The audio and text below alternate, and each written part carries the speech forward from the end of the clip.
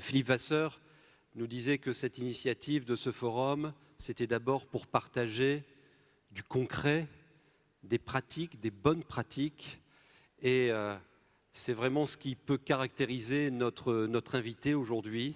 Elle agit, elle a agi, elle agit, et elle va encore agir évidemment, avec un nombre qui l'a fait connaître au monde entier, 40 millions, puisque on a pu compter le nombre d'arbres qui ont été plantés pour reboiser des parties d'Afrique et surtout de l'Afrique de l'Est et surtout autour du Kenya d'où vous venez.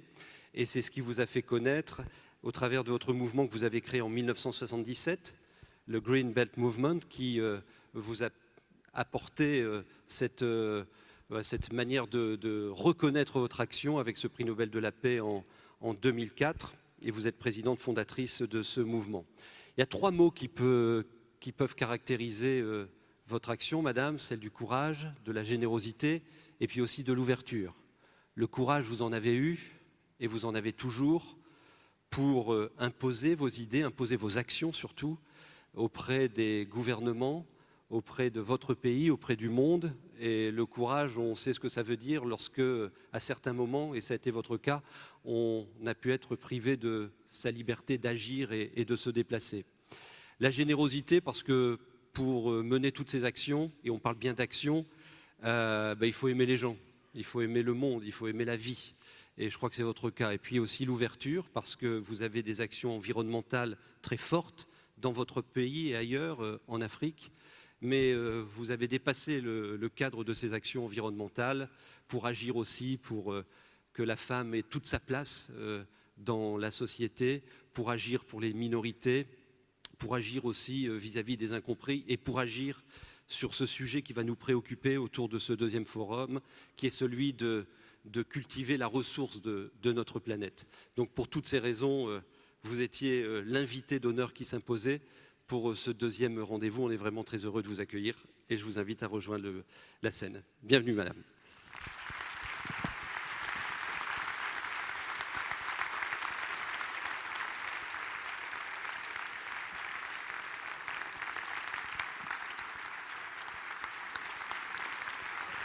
Madame Wangari Maathai.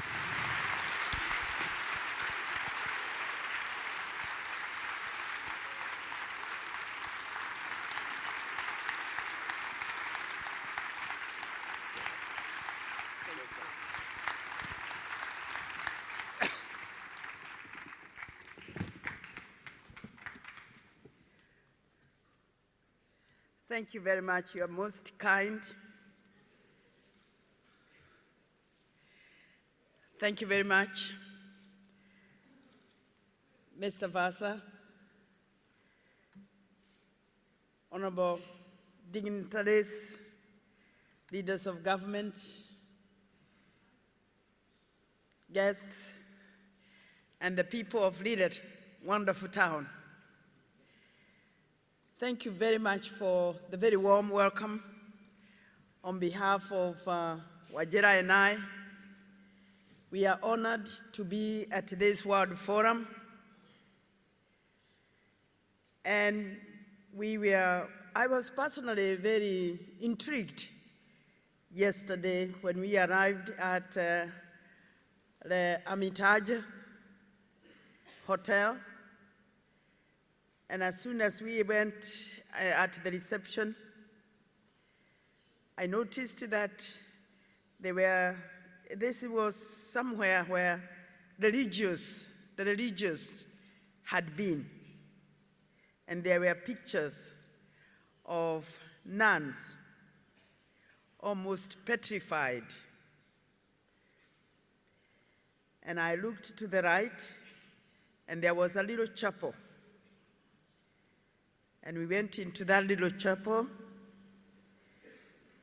and I couldn't help move back in time and realize that this is a place where there were people who believed in something, who served people who needed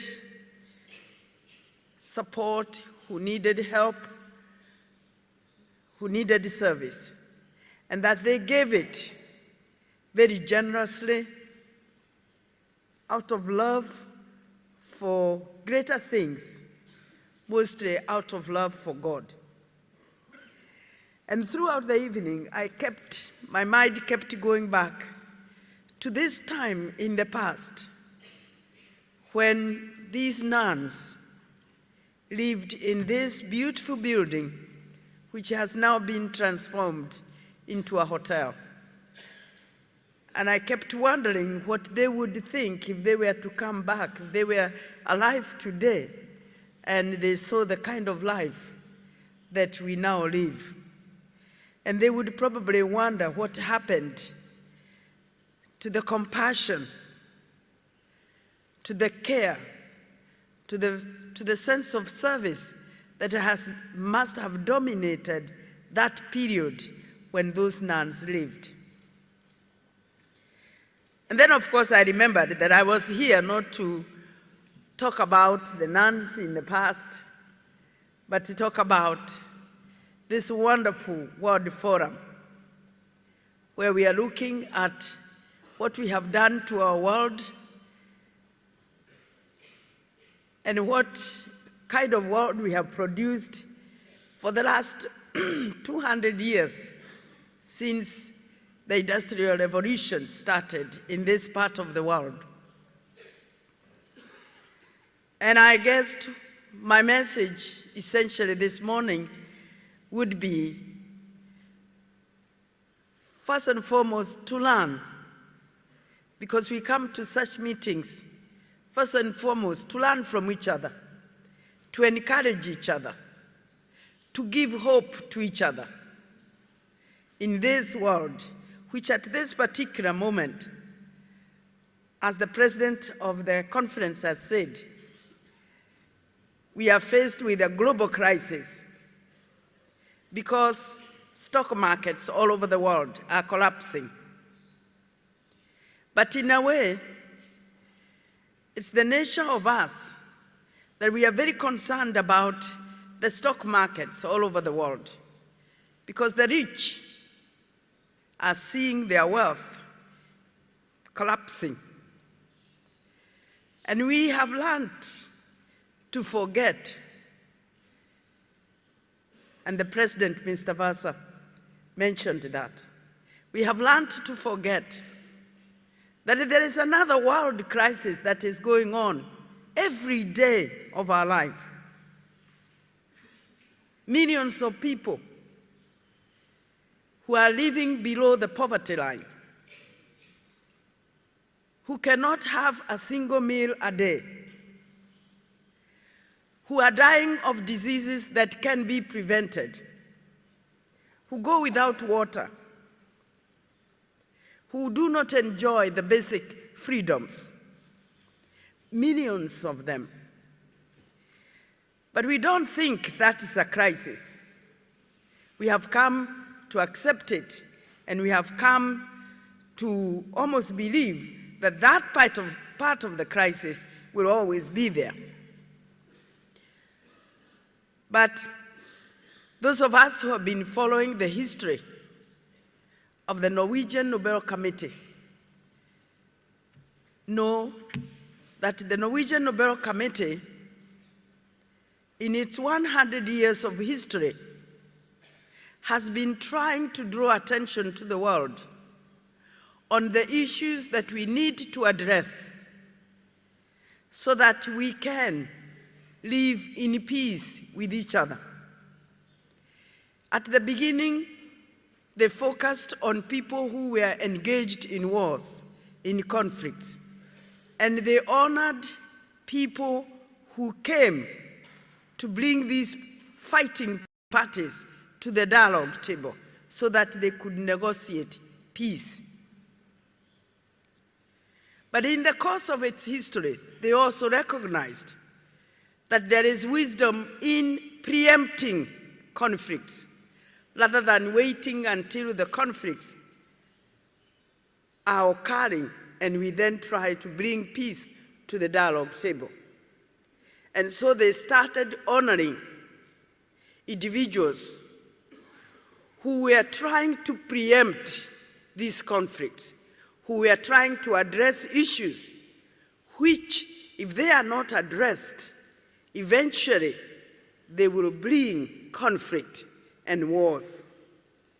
And so we saw the committee honoring people who were fighting injustices, economic and political injustices, people who were working for human rights, people like Nelson Mandela, people like de Klerk, people like Martin Luther King.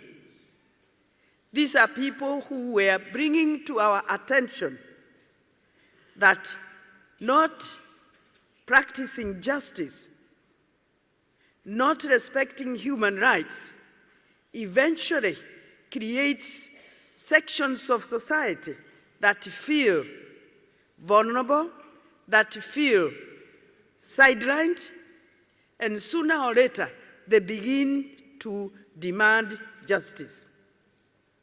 And when they do that, sometimes they do it violently. And so, to promote justice, to promote social justice, political justice, economic justice, respecting human rights, respecting diversity that is common to all our societies, is one way of promoting peace by preempting the cause that would bring out conflict. And then in 2004, the committee decided that it was time for the world to change its mindset about the resources that we find ourselves having on this planet Earth. Because this is the only planet we have got so far.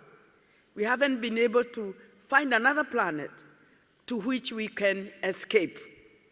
But on this planet, there are certain resources that we cannot do without. That if we don't have them, we cannot survive. And these resources are finite. And therefore, with the increasing population, there will be competition over these resources. And unless, as a human family, we learn to manage these resources in a responsible way, in an accountable way, that we learn to share these resources in a more equitable way, that sooner or later we are likely to fight over the few resources that will be remaining. In order for us to be able to manage them and to share them without conflict, we need to manage ourselves in the political systems and excuse me, and economic systems. Thank you very much. We need to manage them in political and economic systems that make that possible. For lack of a better word, we can say in a more democratic system. And in by democratic, generally, we can say societies which are open, societies that allow for us to enjoy basic freedoms of movement, of association, of information access, of the press, of accommodation, inclusion. If we manage ourselves in such systems, in such political and economic systems, we are more likely to manage the resources we have in a more responsible way, in a more accountable way, and we are more likely to share them in a more equitable way, and therefore more likely to preempt the causes for which we fight. And indeed, if you look into the world and think of all the conflicts that we have at the moment, there are conflicts over competition to access, to control, to share resources. And where these resources are scarce or considered very valuable, that's where conflicts are. And I learned this relationship between competition over resources and conflict in my own country, Kenya, where we were fighting mostly over land distribution and water, and where we were being manipulated by politicians who were taking advantage of the ignorance of the general people, and especially during elections, manipulate them so that they would fight this, they would vote this way or the other way. And land and water were usually used by politicians as tools to manipulate the voters, because the politicians wanted power. But that power was being sought not to serve, but to give those in power the tools to access, control, and share those resources. And so I saw very clearly, first in my own country, amongst people who should be working very hard to overcome poverty, to overcome underdevelopment, to overcome diseases that can easily be prevented, to enjoy the resources that we have in a very beautiful country. Instead of investing in the people, we were investing in divisions and investing in the competitions that eventually brought us conflict. And I started seeing that this was not only confined in my own country, but in the entire region of Africa. In a continent which is one of the richest in the world, we have some of the poorest people in the world. And there was something that was not tarrying here. How can you be in a continent that is so rich and have people who are so poor? It's about governance. It's about management of these resources. It's about ability and capacity to access these resources, to convert these resources into wealth, and to share these resources in an equitable way. And then I saw that indeed this is not only a phenomenon of Africa, this is a phenomenon even at the global level. And that is when I started seeing that indeed what we were dealing with is a global phenomenon of a situation where we have created global systems, global political and economic systems that allow a smaller number of people throughout the world to enjoy the finite resources that we have on the planet at the expense of huge numbers of people who live in poverty and in misery and who die of diseases that can easily be prevented. And despite the fact that there are so many, it's not a crisis. Nobody thinks about it. Nobody loses sleep about it. But you can be overwhelmed when you begin to understand the big picture and you begin to feel like people don't care and you begin to feel that you are a victim. You can be overwhelmed. But it's extremely important that we do not get overwhelmed, that instead we empower ourselves to take action, to begin to reverse that process. And the first and foremost, to begin to understand how that machinery works. And so I realized that I have to start from where I was. And without going into the details of how I started, I reached out to the women, perhaps because as a woman it was easier to approach women, but also because in my part of the world, it's the women who first feel the burden of environmental degradation, because it's them who produce food, so they can feel it when the land is no longer able to produce adequate food. They can feel it when they are no longer having clean drinking water or have to travel long distances to look for that water.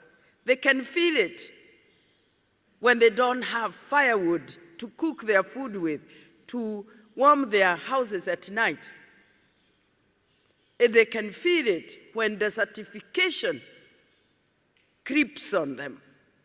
So I asked them, why don't we plant trees? And perhaps it was because of my biological background and a little bit of understanding of how biological systems work. And also because I grew up in the countryside. I collected firewood as a child. I fetched water from rivers. And we literally used to get water from the river and drink it. It was so pure. Now you can't, because we have developed and we have polluted our rivers with agrochemicals in the name of development. So I said, let us plant trees. A simple action, but to use it to educate and to empower. And so we started initially just to provide ourselves with very basic needs: firewood, building material, fencing materials, fodder for the animals, to stop soil erosion, to clean water so that soil doesn't get in the waters. And from there we then started understanding that what is happening on our farms is partly as a result of what is happening upstream on the forested mountains. So we started thinking, how do we protect the forests? And then later on we started realizing that the government that was supposed to protect those forests was the one that was destroying the forests, was the one that was allowing deforestation, burning of charcoal in the forest, cutting down indigenous forests, and making us lose the local indigenous biological diversity in the name of commercial plantations for timber, for paper, for buildings. But what we did not quite, or what maybe the government did not quite understand, is that when you destroy some of these indigenous biological diversities, not only do you destroy the forest and the capacity of those forests to receive rainwater, to conserve that water, to make sure that the rivers continue flowing, that the rainfall patterns are well controlled, and agriculture is well sustained. Not only do you destroy all that, but you also exterminate species that may never come back. And so we tried to make ourselves understand how these systems work and how the degradation of these systems eventually undermine our own livelihoods. And as we tried to do that, we got ourselves into trouble with the government, because people in power sometimes don't want to be reminded that what they have put on the table may not work. Maybe it will work in short term, but not in long term. So when you start telling them, think of tomorrow, they want to say, no, I'm worried about today. And poor people also sometimes, they want to worry about today. They don't want to worry about tomorrow. But as we have seen with this global financial crisis, and as Mr. Vasa said it so eloquently in his introductory speech, tomorrow comes sometimes too quickly. And so we need to worry about tomorrow. Certainly we need to worry about our own children, even if we cannot think into the future of their children or their grandchildren. Maybe we can at least worry about our children, just the next generation. And so when the Norwegian Nobel Committee was thinking of how it can carry this message to our generation, to explain to our generation that the time has come for us to change our mindset, to understand that we live on a planet that has finite resources, and that as long as we continue expanding in population, there is a level of consumption that this planet cannot sustain. And therefore, we need to change the way we live, the way we use the resources that are here. And that some resources, if they disappear from the surface of the planet, we ourselves will also disappear. And in closing, I want to mention, I know we have a lot of work today and the next few days, but in closing, I want to mention that quite often I live in a continent where people are very religious, almost as religious as the nuns who lived in the hotel where I'm now staying, and who, as I said in the morning, I have been thinking a lot since I arrived there.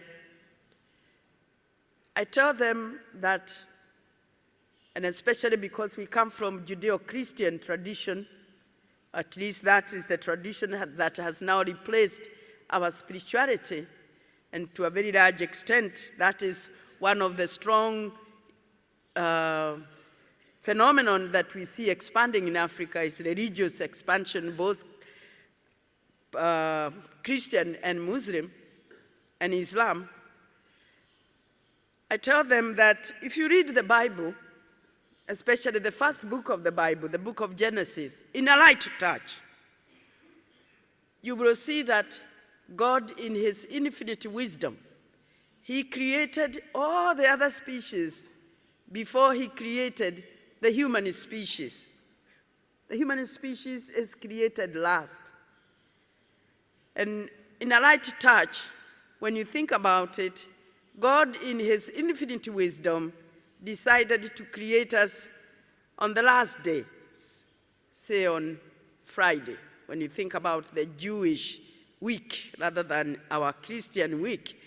God must have started creating on Sunday.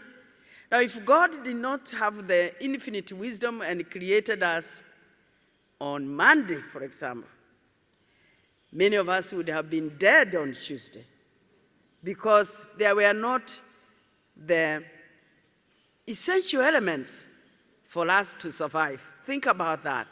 That should give us a certain amount of humility as a species, that we cannot live without the other species. But on the contrary, many other species can live very happily. In fact, many of them would thrive if our species was to move or was to be exterminated at the rate that we are exterminating other species. And so we should maybe change our perception of who is very important on this planet.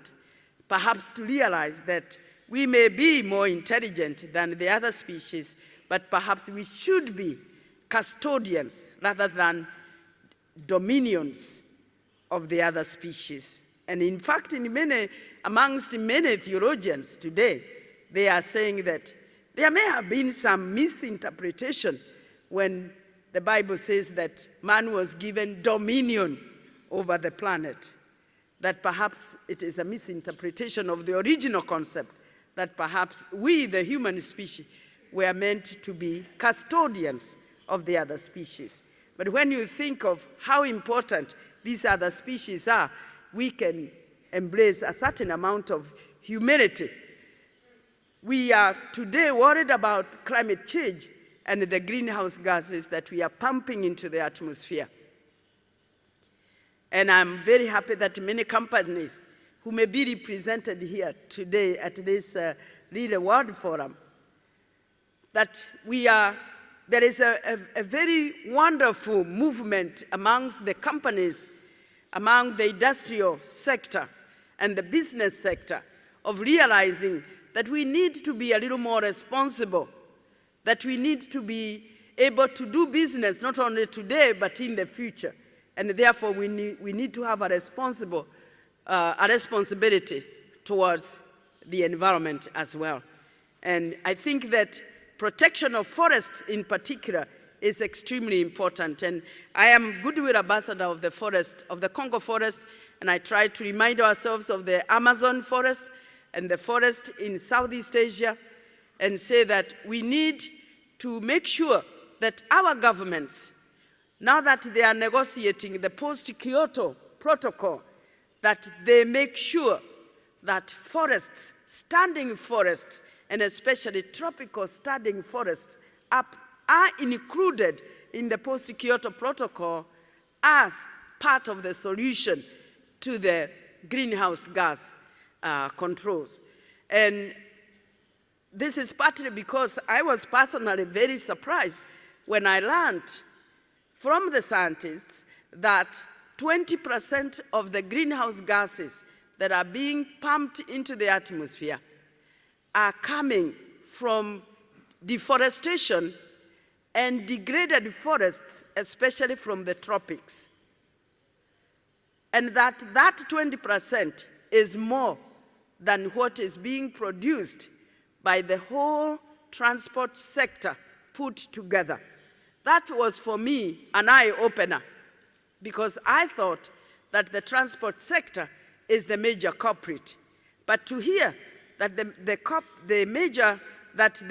transport sector is not as harmful as the deforestation and forest degradation was for me an eye-opener. And I have therefore been pleading with all of us to speak to our leaders wherever we can, to persuade them that as they negotiate, and they are doing it now as we speak, the final negotiations will be done in Copenhagen towards the end of next year, that we make sure that especially the United States of America is on board, and that forests are put there as part of the solution. I think that we shall continue to learn from each other in the course of the day and the next few days. I am extremely honored to be here with you. I am extremely grateful for the concern that all of us show. And we need to educate the world.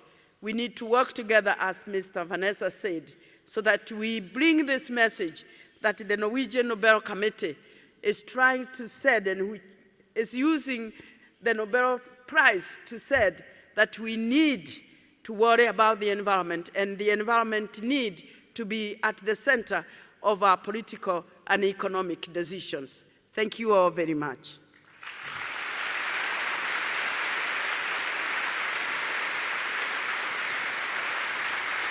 Thank you so much. Thank you. Thank you. Philippe? Thank you. Just a moment.